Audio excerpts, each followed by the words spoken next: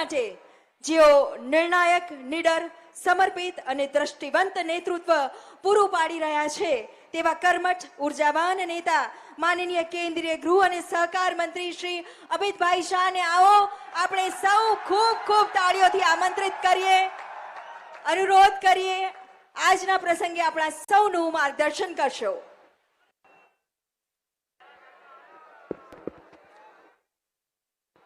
મારી સાથે પ્રચંડ અવાજથી બોલીએ, ભારત માતા કી। કેમ ભાઈ, શું થઈ ગયું છે અવાજને? આવો અવાજ ના ચાલે। મોદી સાહેબ સુધી દિલ્હી પહોંચવો જોઈએ અવાજ। બંને હાથ ઉઠાવો, જરા ઉપર ઉઠાવો બંને હાથ। વિકસિત ભારતના સંકલ્પની મુઠ્ઠી ભીંચીએ અને પ્રચંડ અવાજથી બોલીએ, ભારત માતા કી। મંચ પર ઉપસ્થિત ગુજરાતના લોકપ્રિય મુખ્યમંત્રી શ્રીમાન ભૂપેન્દ્રભાઈ પટેલ, स्वास्थ्य અને પરિવાર કલ્યાણ મંત્રી શ્રી ઋષિકેશભાઈ, શ્રી જગદીશભાઈ પંચાલ, ગુજરાતના ગૃહમંત્રી શ્રીમાન હર્ષ સંઘવીજી, અમદાવાદના સાંસદ ભાઈ દિનેશ મકવાણા, શ્રી હસમુખભાઈ પટેલ, નરહરિભાઈ પટેલ અમીન, માન્ય ધારાસભ્યશ્રીઓ, મેયરશ્રી, કોર્પોરેશનના પદાધિકારીઓ અને આજના આ કાર્યક્રમમાં હજારોની સંખ્યામાં અહીંયા ઉપસ્થિત પ્યારા ભાઈઓ, બહેનો અને મારા જીગરના ટુકડા જેવા યુવા મિત્રો, આપ સૌને નમસ્કાર। ભાઈઓ બહેનો, આજ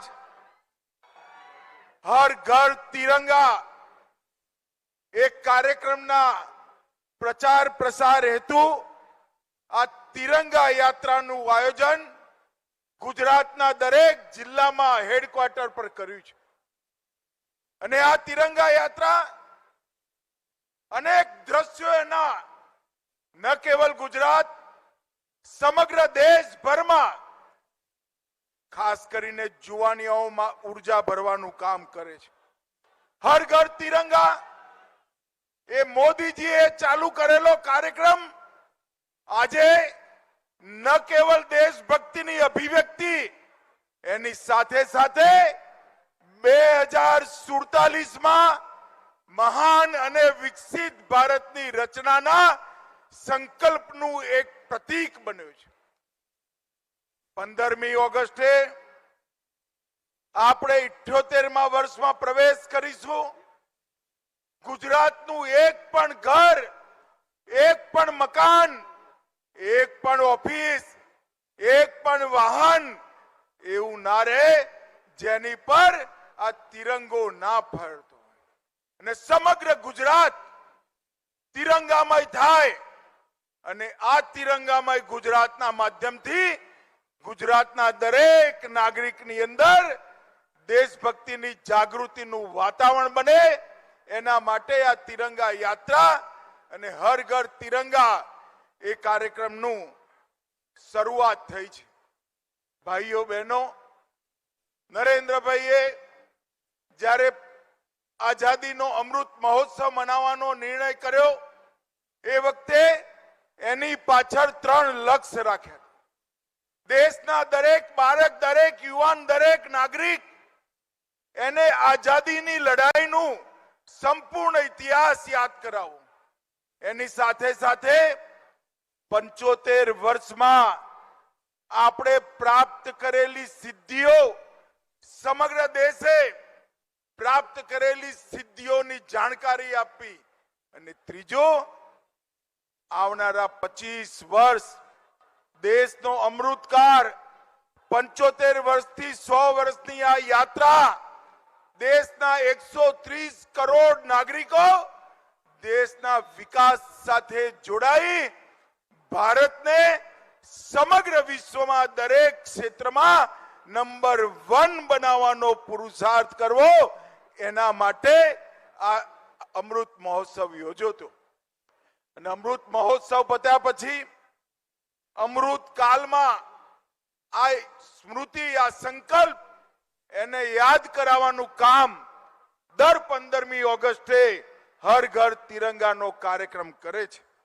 મિત્રો, આજે મહાન સ્વાતંત્ર્ય સેનાની મેડમ ભીખાજી કામા, જેમને દુનિયાના મંચ પર સૌથી પહેલા તિરંગો ફહેરાવવાનું કામ કર્યું હતું, મેડમ કામાનો આજે પુણ્યતિથિનો દિવસ છે. અને આજે મેડમ કામાના પુણ્યતિથિના દિવસે આ કાર્યક્રમના માધ્યમથી સૌ હુતાત્માઓ જેને દેશની આઝાદીમાં અનેક પ્રકારના બલિદાન આપ્યા, એમને આપણે સૌ યાદ કરીને શ્રદ્ધાંજલિ આપીએ. અને એની સાથે સાથે આપણા વડાપ્રધાન નરેન્દ્રભાઈએ જે સંકલ્પના 130 કરોડ ભારતીયોની સામે મૂકી છે કે જ્યારે ભારતની આઝાદીના 100 વર્ષ થાય 15 ઓગસ્ટ 2047, ત્યારે ભારત સંપૂર્ણ વિકસિત ભારત હોય, ભારત મહાન ભારત હોય અને દરેક ક્ષેત્રમાં દુનિયાનું નેતૃત્વ ભારત કરતું હોય, એ પ્રકારના ભારતની રચનાનો સંકલ્પ આપણે સૌએ લીધો છે.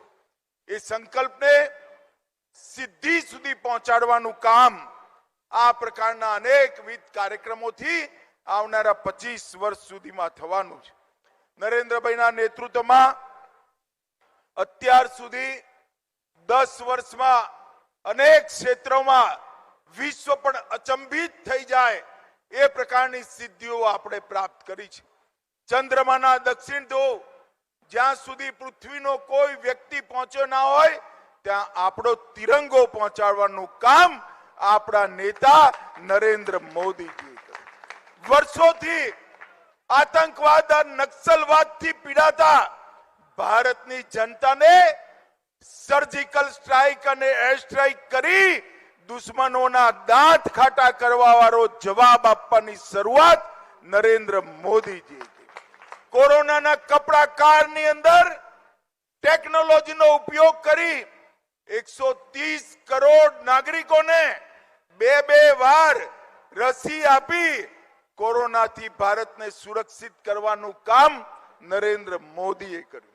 અને G20 ની અંદર રાષ્ટ્રપિતા મહાત્મા ગાંધીની સમાધિ પર વિશ્વભરના નેતાઓ એક જ સમયે, એક જ સવારે, એક જ દિવસે નતમસ્તક થઈ રાષ્ટ્રપિતાને સન્માન આપવાનું કામ પણ નરેન્દ્ર મોદીના નેતૃત્વમાં થયું. ભાઈઓ બહેનો, નરેન્દ્રભાઈના નેતૃત્વમાં દેશ જ્યારે કટિબદ્ધ થયો છે કે 2047માં દેશ પૂર્ણ વિકસિત બને, એ સંકલ્પ માટે વિશેષ કરી યુવાનોએ આગળ આવવાની જરૂર છે. અને જે ક્ષેત્રમાં આપણે કામ કરતા હોય એ ક્ષેત્રમાં દેશને સર્વપ્રથમ પહોંચાડીએ એ લક્ષ્ય માટે કામ કરવાનું છે. હું અહીં દૂરથી આવ્યો, લગભગ 5 કિલોમીટર દૂરથી. 1 ઇંચ જગ્યા રોડની બંને બાજુ ખાલી નથી. તમે બધા તિરંગો લઈ ચાલવાના છો. તમારા સ્વાગત માટે અમદાવાદમાં માનવ મહેરામણ રોડ પર ઉભરાયેલો હું જોઈને આવ્યો છું. અને અહીંયા પણ જ્યાં સુધી નજર પહોંચે ત્યાં સુધી ભીડ જ ભીડ, અને દરેકના હાથમાં તિરંગો એ જ બતાવે છે કે દેશના સંકલ્પની સાથે આપણું અમદાવાદ પણ જોડાયું છે. અનેકવિધ ધાર્મિક સંસ્થાઓ, અનેકવિધ સંગઠનો અને બધા જ સરકારી સંગઠનો અને NGO અને જનતા એ સૌ જોડાઈ આ દેશભક્તિનો માનવ મહેરામણ આજે અહીંયા પર થયો છે. ભાઈઓ અને બહેનો, હું તમને સૌને કહેવા માંગુ છું કે નરેન્દ્રભાઈએ 9 ઓગસ્ટ થી 15 ઓગસ્ટ સુધી હર ઘર તિરંગા એનો એક અભિયાનનો શરૂઆત કરી છે. આપણે સૌ આપણું ઘર, ઓફિસ, ફેક્ટરી, દરેક મકાન પર તિરંગો લગાવી સેલ્ફી લઈ આ અભિયાનની સાથે જોડાઈએ અને દેશની અંદર રાષ્ટ્રભક્તિ જાગૃત કરવાના